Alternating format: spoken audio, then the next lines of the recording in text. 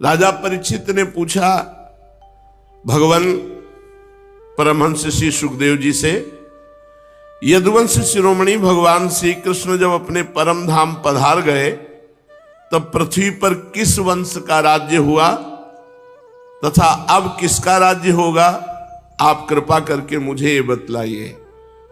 परमहंस श्री सुखदेव जी महाराज ने कहा, प्रिय परीक्षित, मैंने तुम्हें 9वें स्कंद में बात बतलाई थी कि जरासंध के पिता बृहद्रथ के वंश में अंतिम राजा होगा पुरंजय, रिपुरंजय जिसका नाम कहा गया। उसके मंत्री का नाम होगा शुनक।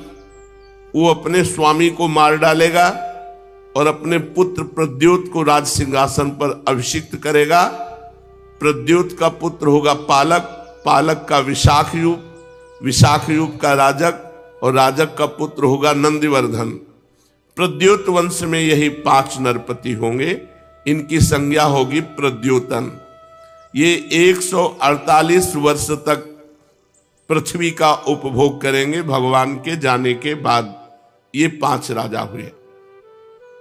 इसके पश्चात शिशुनाग नाम का राजा होगा।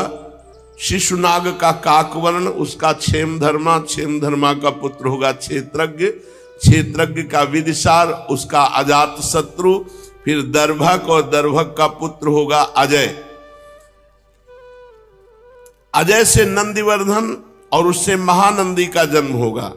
शिशुनाग वंश में 10 राजा होंगे। ये सब मिलकर कलयुग में 360 वर्ष तक पृथ्वी का राज्य करेंगे। 5 राजा 148 वर्ष तक और ये 10 राजा 360 वर्ष तक। प्रिय परीक्षित, फिर महानंदी की शूद्रा पत्नी के गर्भ से नंद नामक पुत्र होगा। वो बड़ा बलवान होगा। महानंदी महापद्म नामक निधि का अधिपति होगा, इसलिए उसे महापद्म भी कहेंगे। वह क्षत्रिय राजाओं के विनाश का कारण बनेगा। तभी से राजा लोग प्रायः अधार्मिक हो जाएंगे। महापद्म पृथ्वी का एक क्षत्र शासक होगा। उसके शासन का उल्लंघन कोई भी नहीं कर सकेगा। क्षत्रियों के विनाश में हेतु होने की दृष्टि से उसे दूसरा परशुराम ही समझना चाहिए। उसके सुमाल्य आदि 8 पुत्र होंगे। वे सभी राजा होंगे और 100 वर्ष तक इस पृथ्वी का उपभोग करेंगे। कौटिल्य, वात्स्यायन तथा चाणक्य के नाम से प्रसिद्ध एक ब्राह्मण विश्वविख्यात नंद और उनके सुमाल्य आदि 8 पुत्रों का नाश कर डालेगा। उनका नाश हो जाने पर कलयुग में मौर्यवंशी नरपति पृथ्वी का राज्य करेंगे। वही ब्राह्मण जिसका नाम चाणक्य, कौटिल्य, वात्स्यायन है, वो पहले चंद्रगुप्त मौर्य को राजा के पद पर अभिषिक्त करेगा। चंद्रगुप्त का पुत्र होगा वारिसार और वारिसार का अशोकवर्धन। अशोकवर्धन का पुत्र होगा सुयश, सुयश का संगत, संगत का शालिशूल और शालिशूल का सोम शर्मा, सोम शर्मा का शतधन्वा, शतधन्वा का पुत्र बृहद्रथ। कुरुवंश विभूषण परीक्षित मौर्य वंश के 10 नरपति कलयुग में 137 वर्ष तक पृथ्वी का उपभोग करेंगे। बृहद्रथ का सेनापति होगा पुष्पमित्र शुंग। वो अपने स्वामी को मारकर स्वयं राजा बन बैठेगा। पुष्पमित्र का अग्निमित्र और अग्निमित्र का सुज्येष्ठ होगा। सुज्येष्ठ का वसुमित्र, वसुमित्र का भद्रक, भद्रक का पुलिंद, पुलिंद का घोष और घोष का पुत्र होगा वज्रमित्र। वज्रमित्र का भागवत, भागवत का पुत्र होगा देवभूति। शुंग वंश के 10 नरपति 112 वर्ष तक पृथ्वी का पालन करेंगे। परीक्षित, शुंग वंशी नरपतियों का राज्यकाल समाप्त होने पर यह पृथ्वी कर्णवंशी नरपतियों के हाथ में चली जाएगी। कर्णवंशी नरपति अपने पूर्ववर्ती राजाओं की अपेक्षा कम गुण वाले होंगे। शुंग वंश का अंतिम नरपति देवभूति बड़ा ही लंपट होगा। उसे उसका मंत्री कर्णवंशी वसुदेव मार डालेगा और बुद्धि बल से स्वयं राज्य करेगा। वसुदेव का पुत्र होगा भूमित्र, भूमित्र का नारायण, नारायण का सुशर्मा, सुशर्मा बड़ा यशस्वी होगा। कर्णवंश के 4 नरपति कार्णवायन कहलाएंगे और कलयुग में 345 वर्ष तक पृथ्वी का उपभोग करेंगे। प्रिय परीक्षित, कर्णवंशी सुशर्मा का एक शूद्र सेवक होगा बलि, वो आंध्र जाति का एवं बड़ा दुष्ट होगा। वो सुशर्मा को मारकर कुछ समय तक स्वयं पृथ्वी का राज्य करेगा। इसके बाद उसका भाई कृष्ण राजा होगा। कृष्ण का पुत्र श्री शांतकर्ण और उसका पौर्णमास, पौर्णमास का लंबोदर, लंबोदर का पुत्र चिवलिक होगा।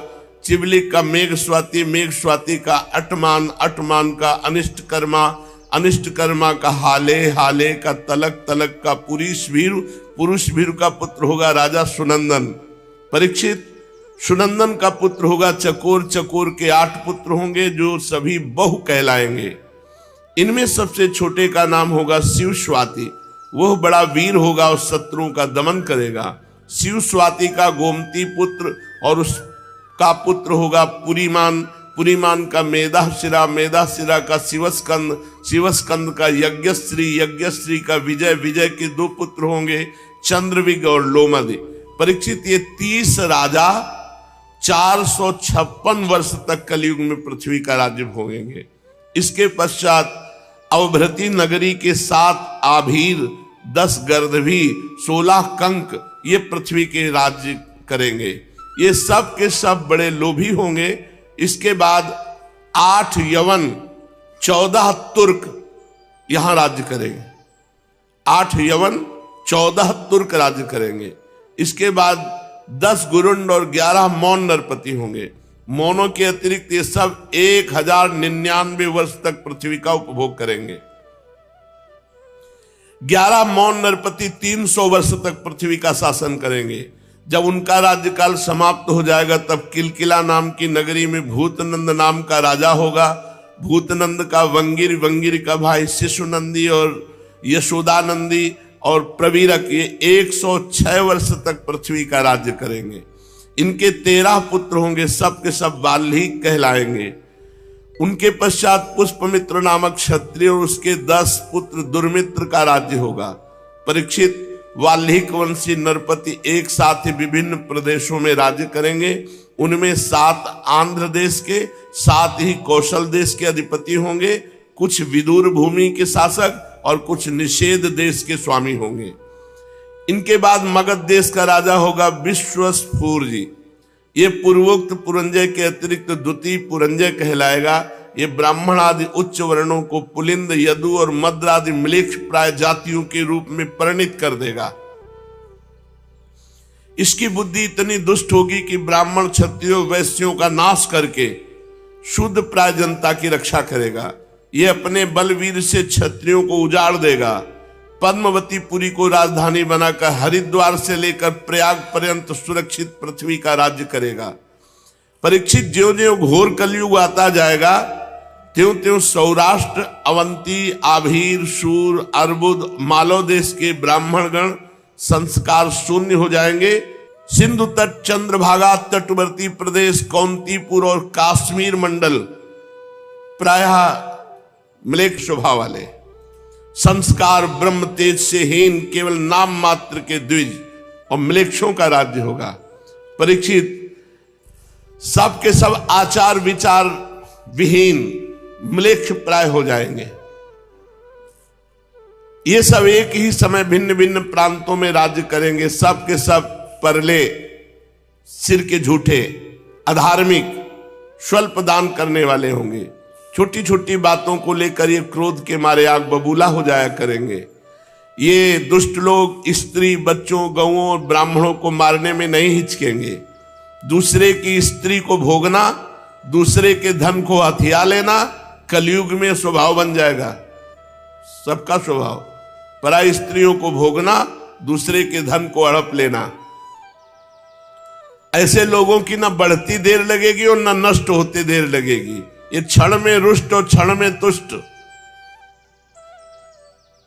इनकी शक्ति और आयुध होगी बहुत थोड़ी। इनमें परंपरागत कोई संस्कार नहीं रह जाएंगे। ये तो बहुत 2,500 वर्ष की बात बता रहे हैं, क्योंकि इतने राजा हो गए तो 2,500 वर्ष हो गए। अब तो 5,000 वर्ष के ऊपर चल रहा है। 4,32,000 वर्ष की आयु कलयुग की है। लोग अपने कर्तव्य कर्म का पालन करना भूल जाएंगे, रजोगुण तमोगुण से अंधे बन जाएंगे, राजा के वेश में म्लेच्छ ही होंगे, लूट घसोट प्रजा का खून चूसना ऐसा स्वभाव बन जाएगा। ऐसे लोगों का शासन होगा तो देश की प्रजा भी वैसे ही स्वभाव आचरण और भाषण वाली हो जाएगी। राजा लोग तो उनका शोषण करेंगे, प्रजा आपस में एक दूसरे को उत्पीड़ित करेंगे और अंततः सब नाशवान नष्ट। फिर वही आ गया, ये सब लिखा पढ़ी है, सब मर गए, मिटिया मिट हो गए, कहीं कोई नहीं।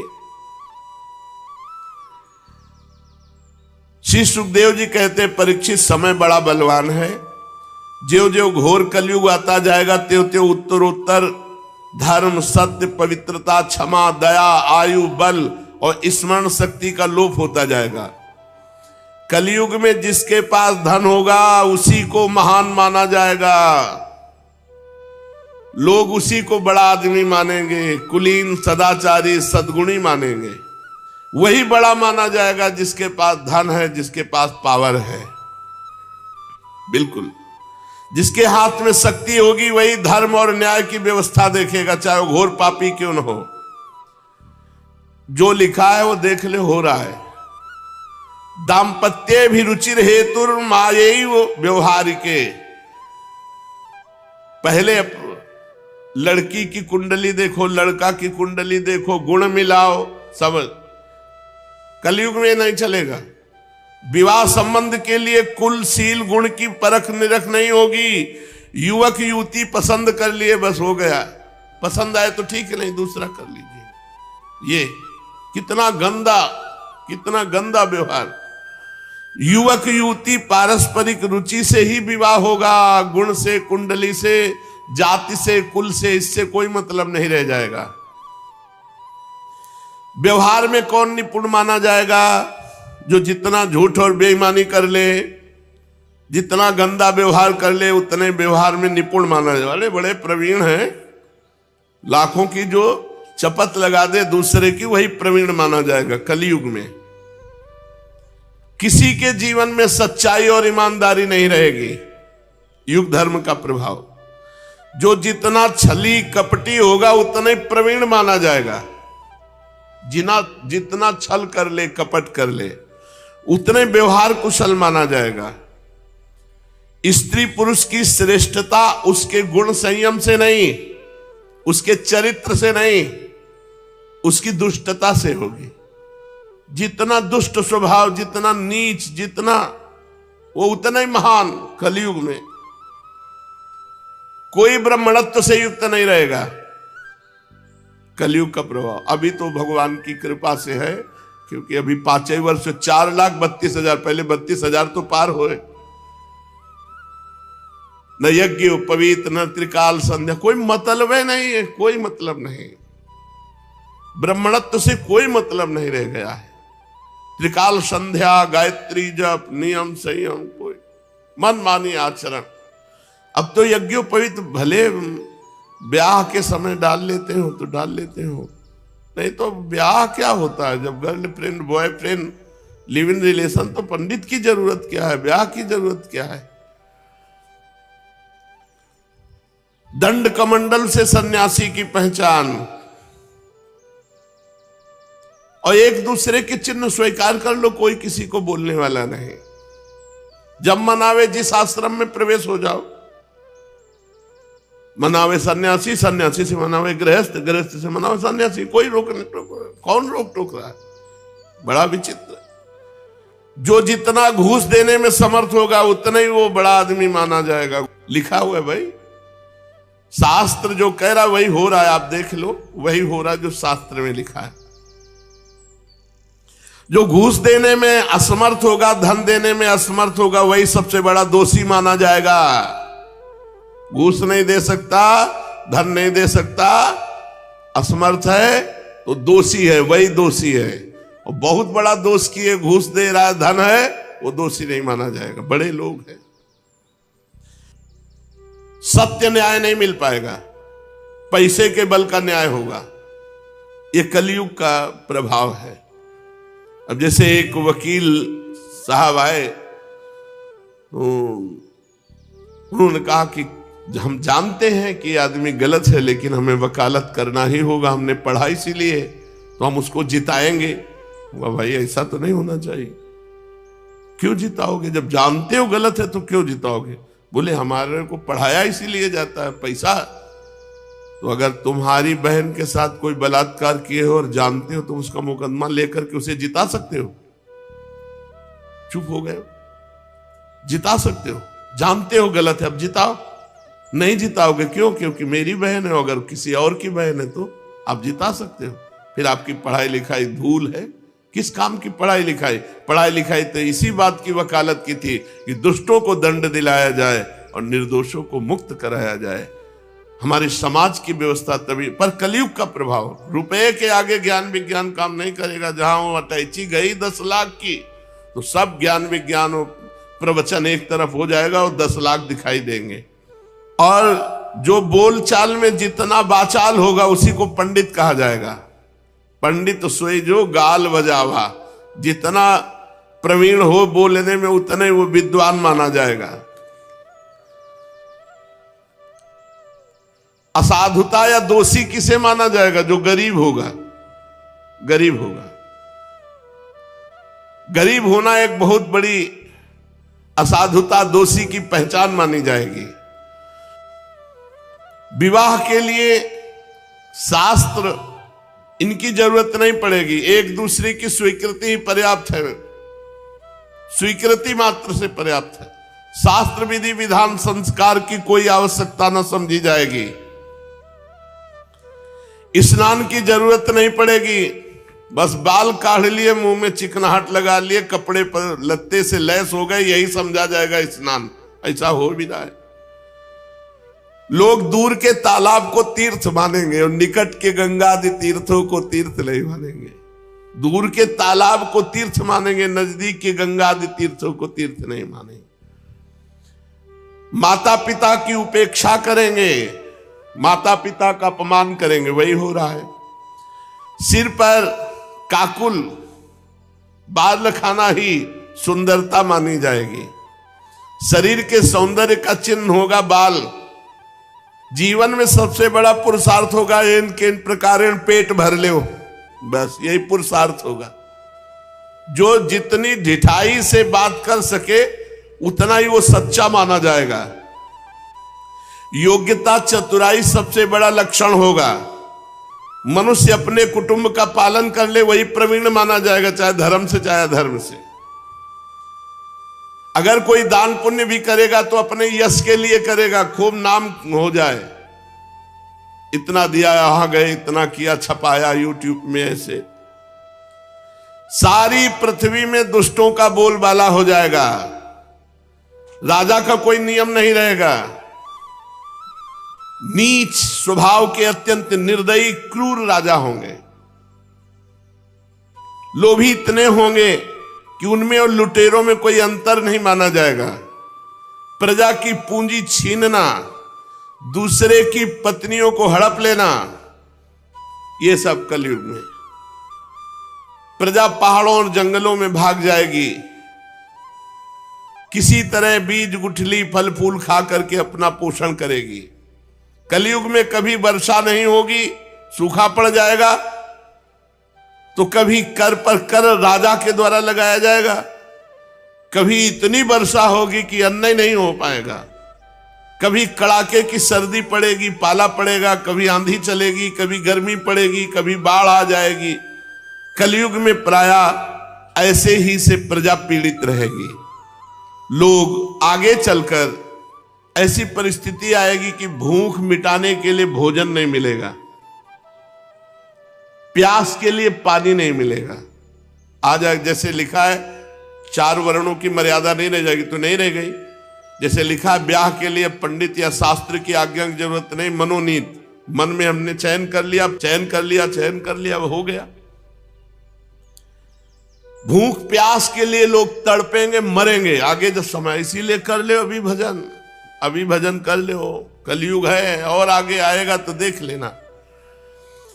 ऐसे ऐसे रोग होंगे कि कोई नहीं बचेगा कि जिसके रोग ना हो। देख लो, हमने कैंसर का नाम कभी सुना नहीं था अपने समय में, अब कैंसर ऐसे हो रहा है जैसे जुकाम बुखार। ऐसे कैंसर फैल रहा है। कलयुग में मनुष्यों की परम आयु रह जाएगी 30 वर्ष। 10 वर्ष में जवान और 20 वर्ष में बुढ़ापा और 30 वर्ष में ढनंग गए। 30 वर्ष आगे चल करके आयु आएगी, 30 वर्ष में सब हो जाएगी पूरी जिंदगी का खेल। जितने में अभी जवान होते हैं उतने में सब हो जाएगा। परीक्षित, कलिकाल के प्रभाव से मनुष्यों के शरीर छोटे छोटे होने लगेंगे, होने लगे।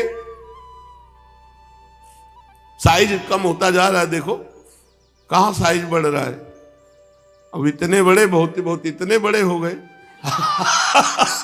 अब ऐसा तो नहीं कि लंबे चौड़े, शरीर छोटे छोटे क्षीण रोगग्रस्त होंगे। कोई वेद की आज्ञा नहीं मानेगा, वर्ण आश्रम सब कोई वेद की आज्ञा नहीं मानेगा। पाखंड बढ़ता जाएगा।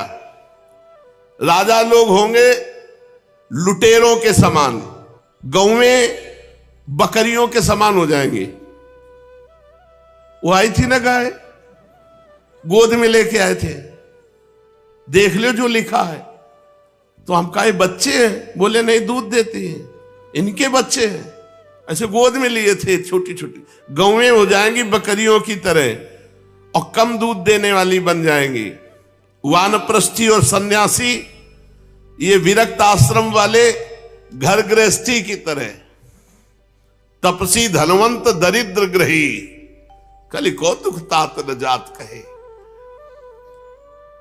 जिनसे वैवाहिक संबंध है उन्हीं को अपना संबंधी माना जाएगा।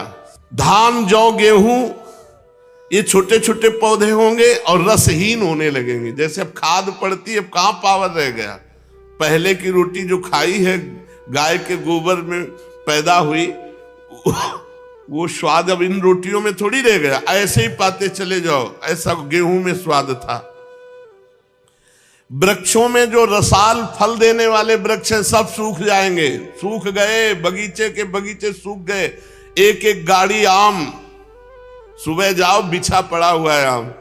अलग अलग स्वाद के आम थे, हिंगुहा ये वो, बड़े बड़े वृक्ष आम होते, बड़े बड़े वृक्षों के। मतलब जितनी बड़ी राधा केली कुंज जितना बड़ा एक वृक्ष होता, ऐसे फैली डाले। और जब सुबह जाओ तो बिछा हुआ आम पड़ा है, बाल्टी में डाल के बैठ जाओ, 2-4 किलो तो ऐसे ही पा जाओ आम। फ्री बुला के पवाया जाता था। जिसके बगीचे होते थे खूब, वो सब सूख गए। अब इतने बूढ़े हैं, इतने बड़े फल हैं, पता नहीं कौन। देखो कलयुग का प्रभाव।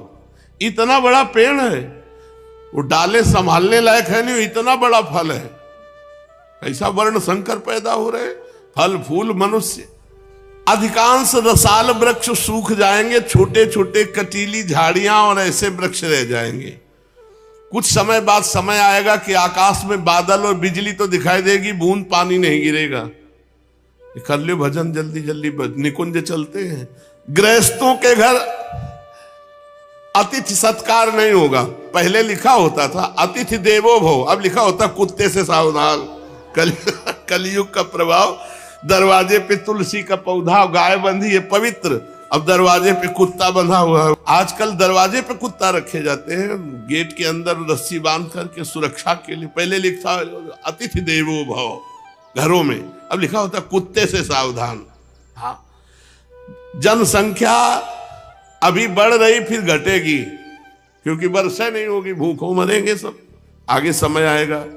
परीक्षित, अधिक क्या कहें, कलयुग में ऐसा स्वभाव हो जाएगा मनुष्यों का जैसे गधों का।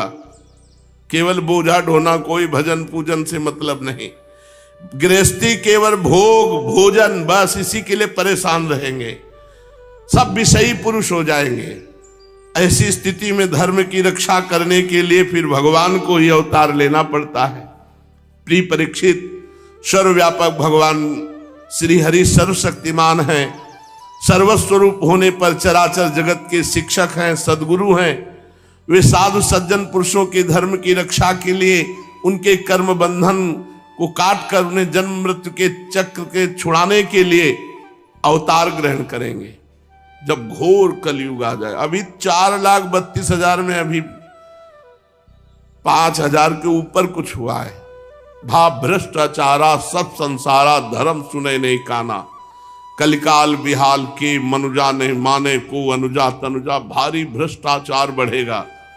जब घोर पापाचार, कहीं राम कृष्ण हरि नाम सुनाई नहीं देगा, स्वाहा स्वधा वे सब, उस समय संभल ग्राम में विष्णुयश नाम के एक श्रेष्ठ ब्राह्मण होंगे।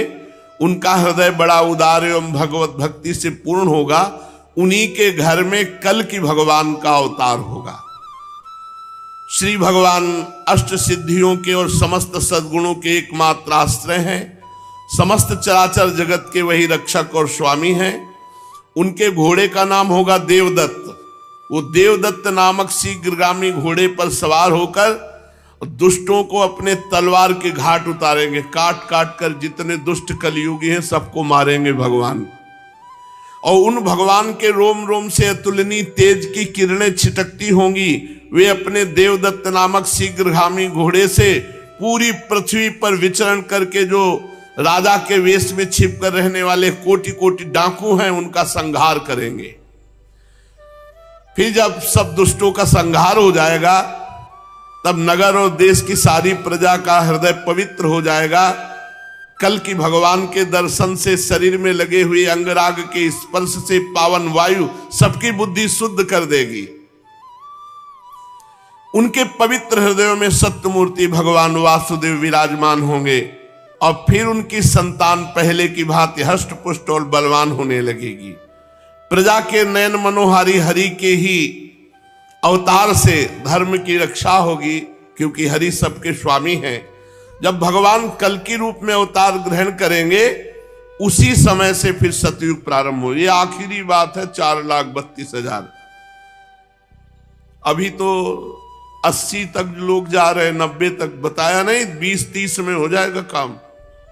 4,32,000 भजन कर लो भजन।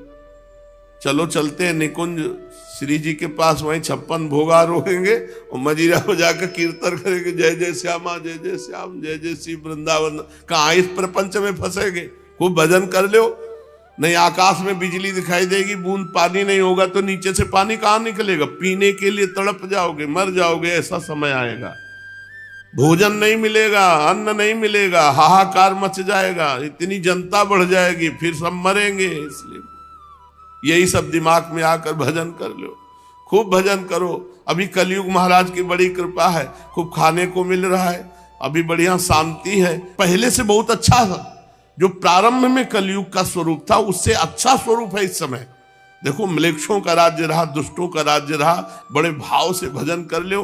नहीं कभी ऐसा समय आ गया कि अधार्मिक राजा हुए तो कथा कीर्तन में रोक लगवा दी जाएगी। तो आ जाएगा समय, ये नाम कीर्तन नहीं कर पावे, ये कथा कीर्तन न कर पावे, ऐसा कलयुग में समय आएगा। इसलिए अभी खूब भजन कर लो। अगर अधार्मिक राजा हो जाए तो जो आदेश करेगा उसके फरमान का पालन होगा। तो इसलिए अभी भजन कर लो, बहुत बढ़िया समय है। भगवान की प्राप्ति कर लो। जीवन थोड़ा है, इसी में भगवत प्राप्ति हो जाएगी। हर श्वास राधा राधा जपो, आखिरी श्वास राधा तो राधा की प्राप्ति हो जाएगी। शेष चर्चा आगे। श्री राधा वल्लभ लाल।